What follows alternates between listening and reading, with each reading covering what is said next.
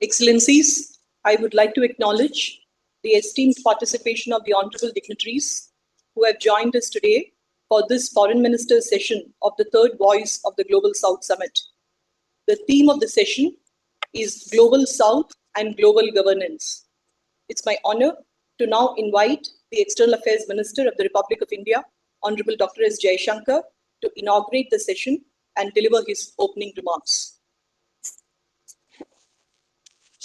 Excellencies, dear colleagues, good morning, good afternoon, good evening, wherever you are. I'm delighted to welcome you to this session of the third edition of the Voice of the Global South Summit. It is one dedicated to Global South and global governance. I offer some thoughts before inviting you all to set forth your views. The overall context in which our discussion takes place is one of global challenges and risks, where the search for solutions is impeded by outdated thinking and vested interests. We can all see the problems, just as we can broadly figure out the answers. The real issue is that we don't seem to be able to get there for a variety of reasons. Let me touch on four important subjects in that regard. One, global institutions and governance architecture. Colleagues, there is a crying need to reform multilateralism if we are to revive its credibility. No nation really differs with this assessment, but an inability to take that forward in respect of the United Nations is costing us more with each passing day. Two, access to finance and technology.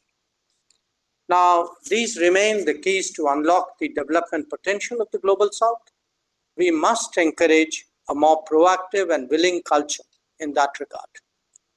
India, for example, is sharing India Stack and digital public infrastructure solutions and undertaking development projects in almost 80 nations, many of them as grants. You will recall our contribution of vaccines to almost 100 countries during the COVID-19 pandemic. Three, need for collective initiatives.